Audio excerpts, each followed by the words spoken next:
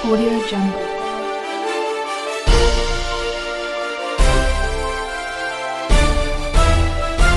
Audio Jungle.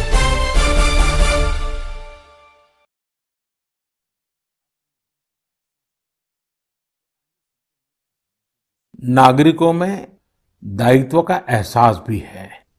लोग अपना ध्यान रखते हुए, दूसरों का ध्यान रखते हुए अपने रोजमर्रा के काम भी कर रहे हैं। देश में हो रहे हर आयोजन में जिस तरह का संयम और सादगी इस बार देखी जा रही है, वो अभूतपूर्व है। गणेशोत्सव भी कहीं ऑनलाइन मनाया जा रहा है, तो ज्यादातर जगहों पर इस बार इको फ्रेंडली गणेश जी की प्रतिमा स्थापित की गई है। साथियों, हम बहुत बारीकी से अगर देखेंगे तो एक बात अवश्य हमारे ध्यान में आएगी। हमारे पर्व और पर्यावरण, इन दोनों के बीच एक बहुत गहरा नाता रहा है। जहां एक और हमारे पर्वों में पर्यावरण और प्रकृति के साथ सहजीवन का संदेश छिपा होता है, तो दूसरी ओर कई सारे पर्व प्रकृति की रक्षा के लिए ही मनाए जाते हैं। जैसे बिहार के पश्चिमी चंपारण में सदियों से थारू आदिवासी समाज के लोग 60 घंटे के लॉकडाउन, या उनके ही शब्दों में सदियों से थारू आदिवासी समाज के लोग 60 घंटे के लॉकडाउन, या उनके ही शब्दों में कहें तो 60 घंटे के बरना का पालन करते हैं। प्रकृति की रक्षा के लिए बरना को थारू समाज ने अपनी परंपरा का हिस्सा बना लिया है और सदियों से बनाया है। इस दौरान न कोई गांव में आता है, न ही कोई अपने घरों से बाहर निकलता है। और लोग मानते हैं कि अगर वो बाहर निकले या कोई बाहर से आया, तो उनके आने जाने से लोगों की रोजमर्रा की गतिविधियों से नए पेड़ पौधों को नुकसान हो सकता है। बरना की शुरुआत में भव्य तरीके से हमारे आदिवासी भाई बहन पूजा पाठ करते हैं और उसकी समाप्ति पर आदिवासी परंपरा के गीत, संगीत, नृत्य जम करके उसके कार्यक्रम भी होते हैं। साथियों, इन दिनों ओणम का पर्व भी धूमधाम से मनाया जा रहा है। ये पर्व चिनगम महीने में आता है। इस दौरान लोग कुछ नया खरीदते हैं, अपने घरों को सजाते हैं, पुक्कलम बनाते हैं, ओणम सादिया का आनंद लेते हैं। तरह तरह के खेल और प्रतियोगिताएं भी होती हैं। ओणम की धूम तो आज दूर सुदूर विदेशों तक पहुंची हुई है।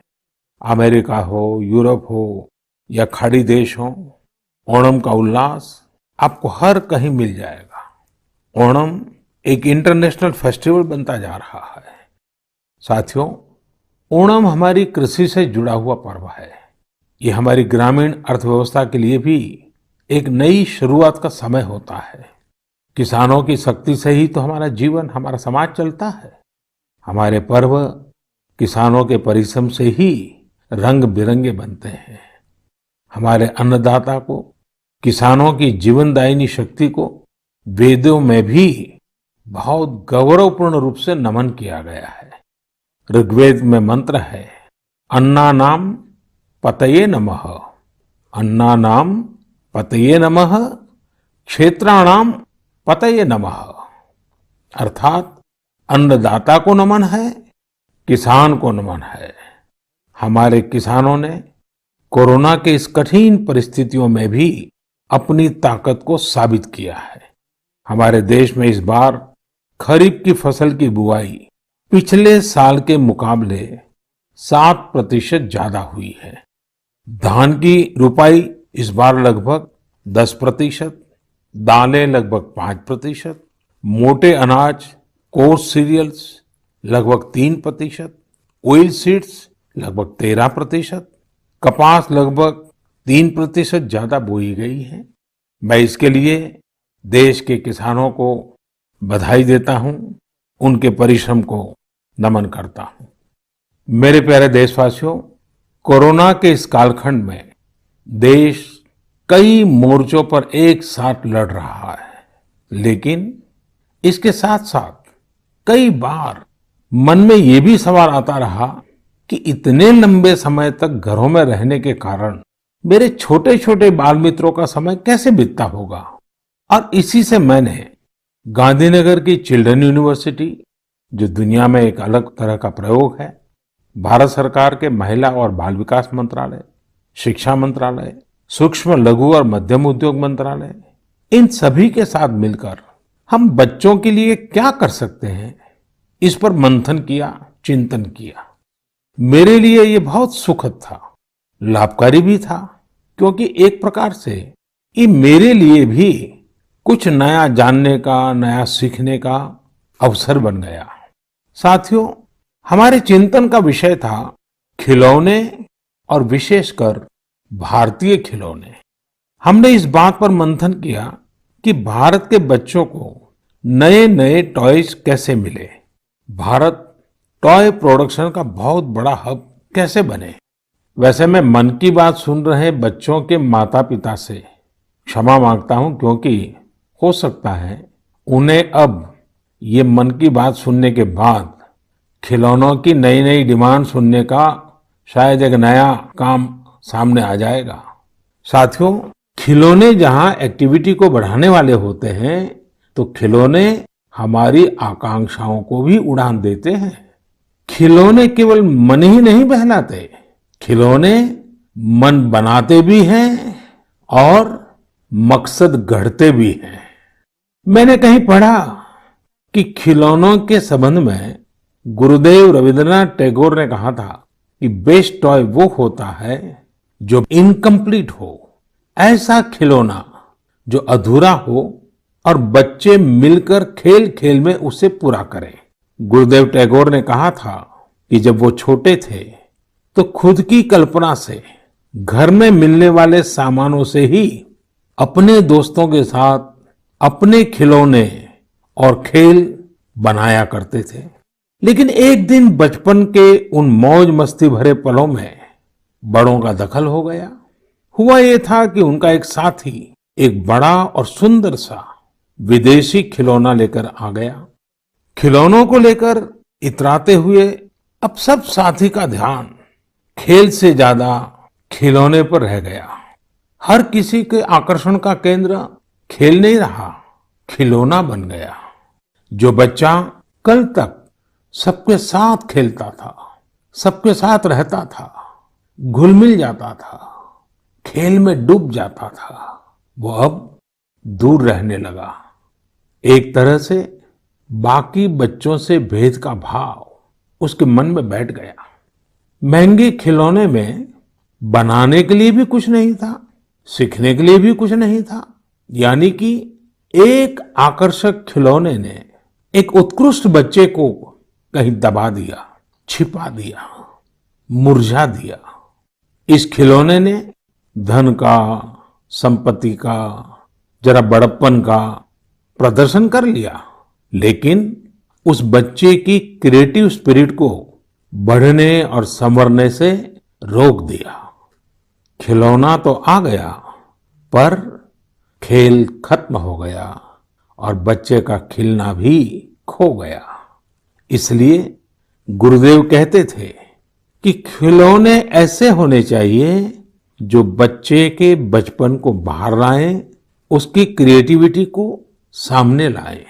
बच्चों के जीवन के अलग अलग पहलू पर खिलौनों का जो प्रभाव है, इस पर राष्ट्रीय शिक्षा नीति में भी बहुत ध्यान दिया गया है। खेल खेल में सीखना, खिलौने बनाना सीखना, खिलौने जहां बनते हैं वहां की विजिट करना, इन सबको करिकुलम का हिस्सा बनाया गया है। साथियों, हमारे देश में लोकल खिलौनों की बहुत समृद्ध परंपरा रही है। कई प्रतिभाशाली और कुशल कारीगर हैं जो अच्छे खिलौने बनाने में महारत रखते हैं। भारत के कुछ क्षेत्र टॉय क्लस्टर्स यानी खिलौने के केंद्र के रूप में भी विकसित हो रहे हैं। जैसे कर्नाटक के रामनगरम में चन्नापटना, आंध्र प्रदेश के कृष्णा में कोंडापल्ली, तमिलनाडु में तंजौर, असम में धुबरी, उत्तर प्रदेश का वाराणसी, कई ऐसे स्थान हैं, कई नाम गिना सकते हैं। आपको ये जानकर आश्चर्य होगा कि global toy industry 7 lakh crore रुपए से भी अधिक की है। 7 लाख करोड़ रुपयों का इतना बड़ा कारोबार, लेकिन भारत का हिस्सा उसमें बहुत कम है। अब आप सोचिए कि जिस राष्ट्र के पास इतनी विरासत हो, परंपरा हो, विविधता हो, युवा आबादी हो, क्या खिलौनों के बाजार में उसकी हिस्सेदारी इतनी कम होनी हमें अच्छा लगेगा क्या? जी नहीं, ये सुनने के बाद आपको भी अच्छा नहीं लगेगा। देखिए साथियों, टॉय इंडस्ट्री बहुत व्यापक है। गृह उद्योग हो, छोटे और लघु उद्योग हो, एमएसएमई हो, इसके साथ साथ बड़े उद्योग और निजी उद्यमी भी इसके दायरे में आते हैं। इसे आगे बढ़ाने के लिए देश को मिलकर मेहनत करनी होगी। अब जैसे आंध्र प्रदेश के विशाखापट्टनम में श्रीमान सीवी राजू है, उनके गांव के अति कुपक्का टॉयज एक समय में बहुत प्रचलित थे। इनकी खासियत ये थी कि खिलौने लकड़ी से बनते थे और दूसरी बात ये कि इन खिलौनों में आपको कहीं कोई एंगल या कोण नहीं मिलता था। ये खिलौने हर तरफ से राउंड होते थे, इसलिए बच्चों को चोट की भी गुंजाइश नहीं होती थी। सीवी राजू ने एती को पक्का टॉयज के लिए अब अपने गांव के कारीगरों के साथ मिलकर एक तरह से नया मूवमेंट शुरू कर दिया है। बेहतरीन क्वालिटी के एती को पक्का टॉयज बनाकर सीवी राजू ने स्थानीय खिलौनों की खोई हुई गरिमा को वापस ला दिया है। खिलौनों के साथ हम 2 चीजें कर सकते हैं। अपने गौरवशाली अतीत को अपने जीवन में फिर से उतार सकते हैं और अपने स्वर्णिम भविष्य को भी संवार सकते हैं। मैं अपने स्टार्टअप मित्रों को, हमारे नए उद्यमियों से कहता हूं, टीम अप फॉर टॉयज। आइए मिलकर खिलौने बनाएं। अब सभी के लिए लोकल खिलौनों के लिए वोकल होने का समय है।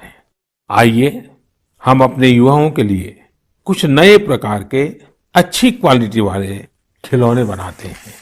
खिलौना वो हो जिसकी मौजूदगी में बचपन खिले भी, खिलखिलाए भी। हम ऐसे खिलौने बनाएं जो पर्यावरण के भी अनुकूल हो।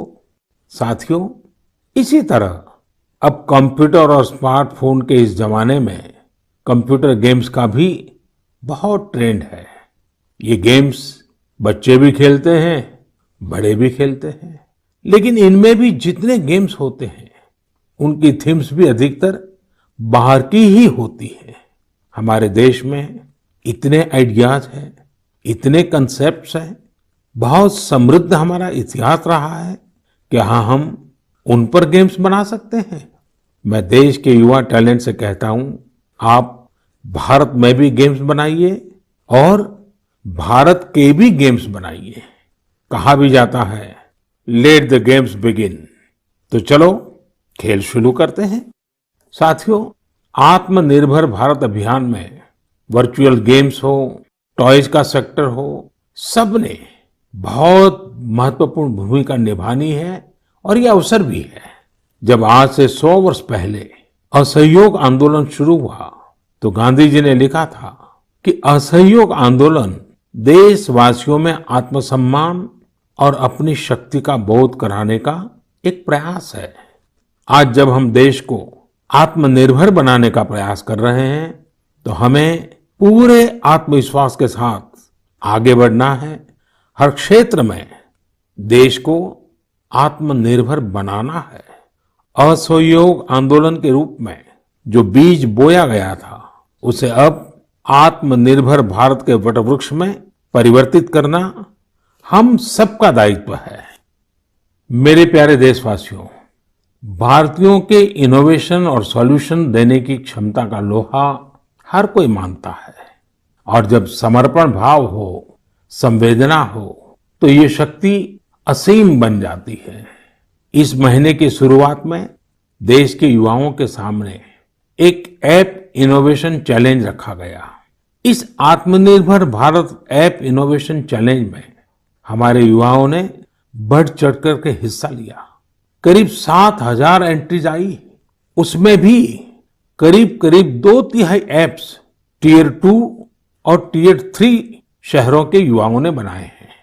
ये आत्मनिर्भर भारत के लिए, देश के भविष्य के लिए बहुत शुभ संकेत है। आत्मनिर्भर ऐप इनोवेशन चैलेंज के रिजल्ट देखकर आप जरूर प्रभावित होंगे। काफी जांच परख के बाद अलग अलग कैटेगरी में लगभग 2 दर्जन ऐप्स को अवार्ड भी दिए गए हैं। आप जरूर इन ऐप्स के बारे में जानें और उनसे जुड़े। हो सकता है आप भी ऐसा कुछ बनाने के लिए प्रेरित हो जाए। इनमें एक ऐप है कुटुकी किड्स लर्निंग ऐप। ये छोटे बच्चों के लिए ऐसा इंटरेक्टिव ऐप है जिसमें गानों और कहानियों के जरिए बात बात में ही बच्चे मैथ साइंस में बहुत कुछ सीख सकते हैं। इसमें एक्टिविटीज भी हैं, खेल भी हैं। इसी तरह एक माइक्रो ब्लॉगिंग प्लेटफॉर्म का भी ऐप है। इसका नाम है KOO कू। इसमें हम अपनी मातृभाषा में टेक्स्ट, वीडियो और ऑडियो के जरिए अपनी बात रख सकते हैं, इंटरेक्ट कर सकते हैं। इसी तरह चिंगारी ऐप भी युवाओं के बीच काफी पॉपुलर हो रहा है। एक ऐप है आस्क सरकार। इसमें चैटबॉट के जरिए आप इंटरेक्ट कर सकते हैं और किसी भी सरकारी योजना के बारे में सही जानकारी हासिल कर सकते हैं, वो भी टेक्स्ट, ऑडियो और वीडियो तीनों तरीकों से। ये आपकी बड़ी मदद कर सकता है। एक और ऐप है स्टेप सेट गो। ये फिटनेस ऐप है। आप कितना चले, कितनी कैलोरीज बर्न की, ये सारा हिसाब ये ऐप रखता है और आपको फिट रहने के लिए मोटिवेट भी करता है। मैंने कुछ ही उदाहरण दिए हैं। कई और ऐप्स ने भी इस चैलेंज को जीता है। कई बिजनेस ऐप्स हैं, गेम्स के ऐप्स हैं, जैसे is equal to books and expense, Zoho workplace, FTC talent. आप इनके बारे में नेट पर सर्च करिए, आपको बहुत जानकारी मिलेगी। आप भी आगे आए, कुछ इनोवेट करें, कुछ इम्प्लीमेंट करें। आपके प्रयास आज के छोटे छोटे स्टार्टअप्स कल बड़ी बड़ी कंपनियों में बदलेंगे और दुनिया में भारत की पहचान बनेंगे। और आप ये मत भूलिए कि आज जो दुनिया में बहुत बड़ी बड़ी कंपनियां नजर आती है ना, वे भी कभी स्टार्टअप हुआ करती थी। प्रिय देशवासियों, हमारे यहाँ के बच्चे, हमारे विद्यार्थी अपनी पूरी क्षमता दिखा पाए, अपना सामर्थ्य दिखा पाए, इसमें बहुत बड़ी भूमिका न्यूट्रिशन की भी होती है, पोषण की भी होती है। पूरे देश में सितंबर महीने को पोषण माह, न्यूट्रिशन मंथ के रूप में मनाया जाएगा। नेशन और न्यूट्रिशन का बहुत गहरा संबंध होता है। हमारे यहाँ एक कहावत है, यथा अन्नम तथा मन्नम, यानी जैसा अन्न होता है वैसा ही हमारा मानसिक और बौद्धिक विकास भी होता है। एक्सपर्ट्स कहते हैं कि शिशु को गर्भ में और बचपन में जितना अच्छा पोषण मिलता है उतना अच्छा उसका मानसिक विकास होता है और वो स्वस्थ रहता है।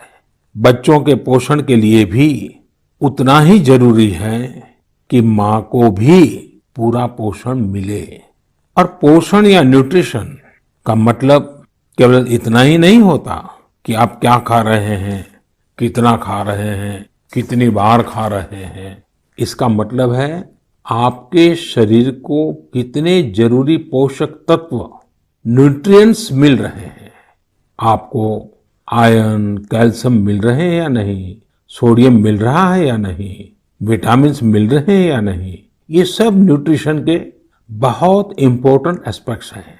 न्यूट्रिशन के इस आंदोलन में पीपल पार्टिसिपेशन भी बहुत जरूरी है।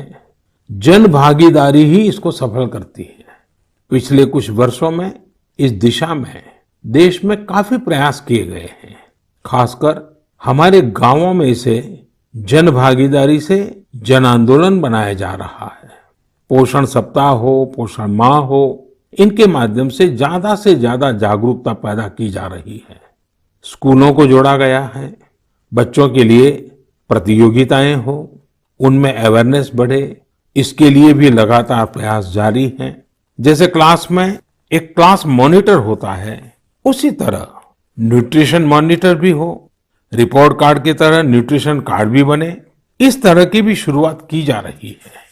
पोषण माह न्यूट्रिशन मंथ के दौरान माय गॉव पोर्टल पर एक फूड एंड न्यूट्रिशन क्विज भी आयोजित की जाएगी और साथ ही एक मीम कंपटीशन भी होगा। आप खुद पार्टिसिपेट करें और दूसरों को भी मोटिवेट करें। साथियों, अगर आपको गुजरात में सरदार वल्लभ भाई पटेल के स्टैच्यू ऑफ यूनिटी जाने का अवसर मिला होगा और कोविड के बाद जब वो खुलेगा और आपको जाने का अवसर मिलेगा, तो वहाँ एक यूनिक प्रकार का न्यूट्रिशन पार्क बनाया गया है। खेल खेल में ही न्यूट्रिशन की शिक्षा आनंद प्रमोद के साथ वहाँ जरूर देख सकते हैं। साथियों, भारत एक विशाल देश है, खान पान में ढेर सारी विविधता है। हमारे देश में 6 अलग अलग ऋतुएं होती हैं, अलग अलग क्षेत्रों में वहाँ के मौसम के हिसाब से अलग अलग चीजें पैदा होती हैं। इसलिए ये बहुत ही महत्वपूर्ण है कि हर क्षेत्र के मौसम, वहाँ के स्थानीय भोजन और वहाँ पैदा होने वाले अन्न, फल, सब्जियों के अनुसार एक पोषक न्यूट्रिएंट रिच डाइट प्लान बने। अब जैसे मिलेट्स, मोटे अनाज, रागी है, ज्वार है, ये बहुत उपयोगी पोषक आहार है।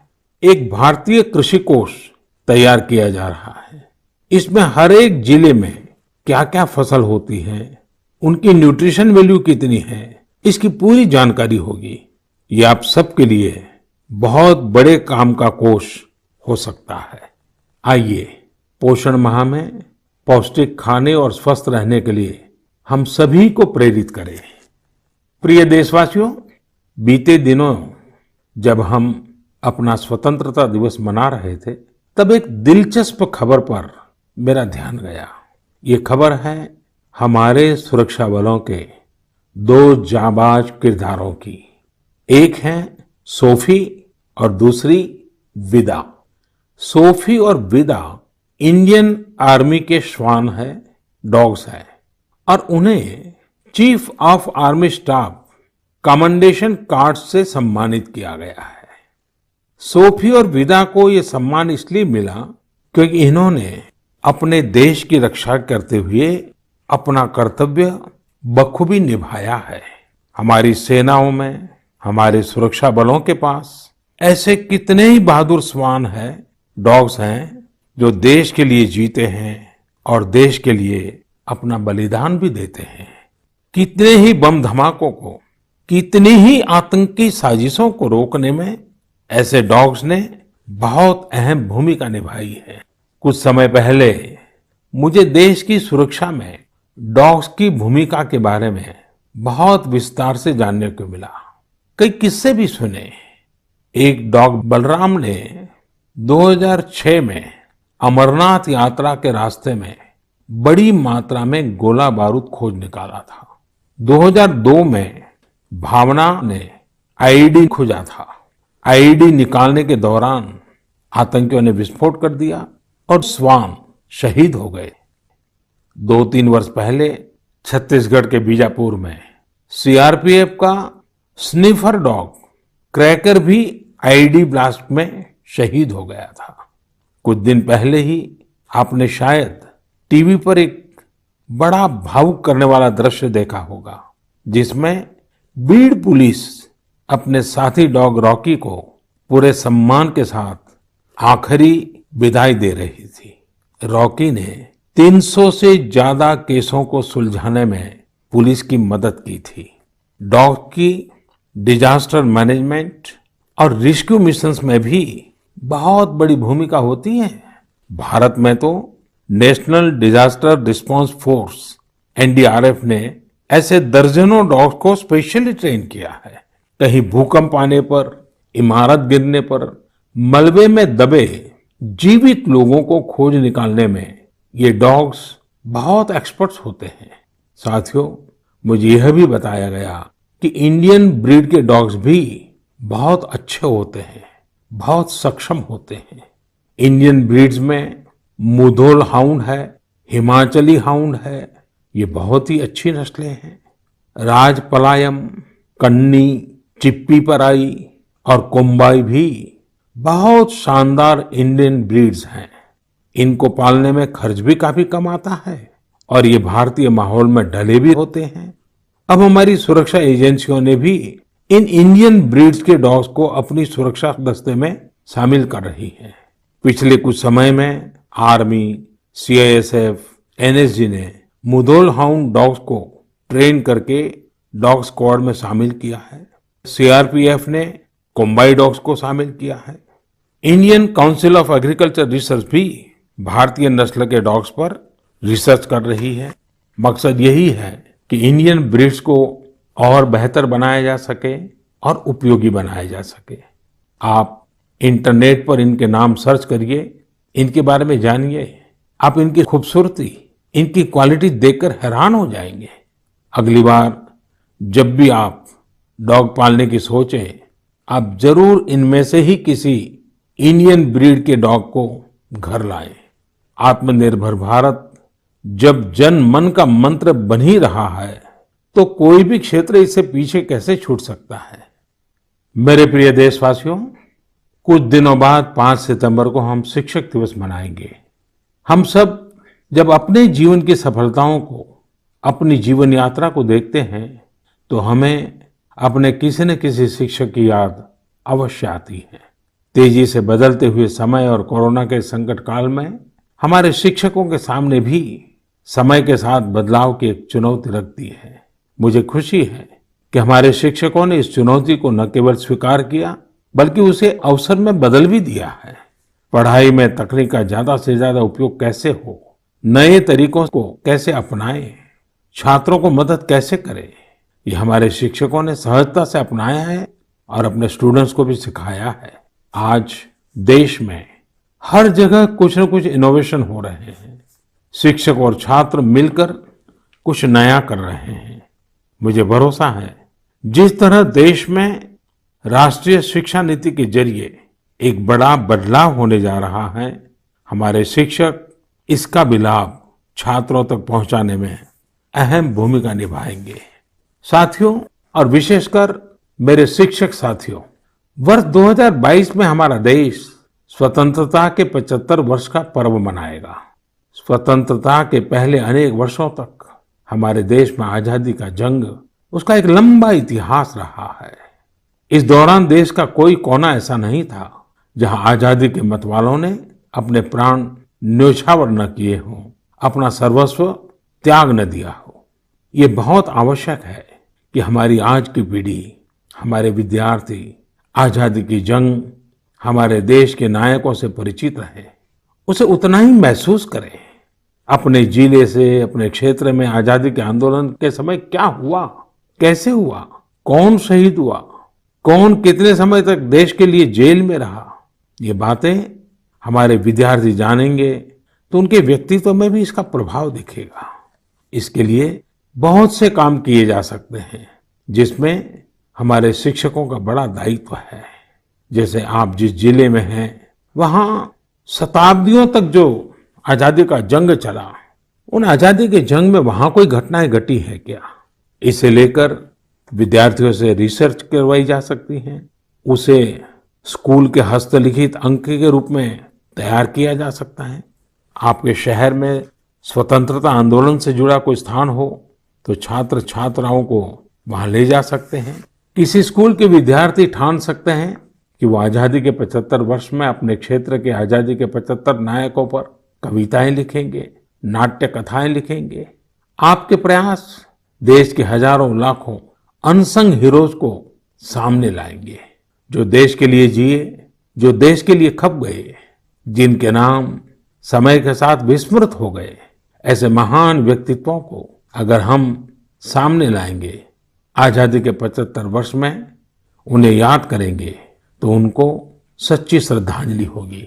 और जब 5 सितंबर को शिक्षक दिवस मना रहे हैं, तब मैं मेरे शिक्षक साथियों से जरूर आग्रह करूंगा कि वे इसके लिए एक माहौल बनाएं, सबको जोड़ें और सब मिलकर के जुट जाएं। मेरे प्रिय देशवासियों, देश आज जिस विकास यात्रा पर चल रहा है, इसकी सफलता सुखद तभी होगी जब हर एक देशवासी इसमें शामिल हो, इस यात्रा का यात्री हो, इस पथ का पथिक हो। इसलिए ये जरूरी है कि हर एक देशवासी स्वस्थ रहे, सुखी रहे और हम मिल करके कोरोना को पूरी तरह से हराएं।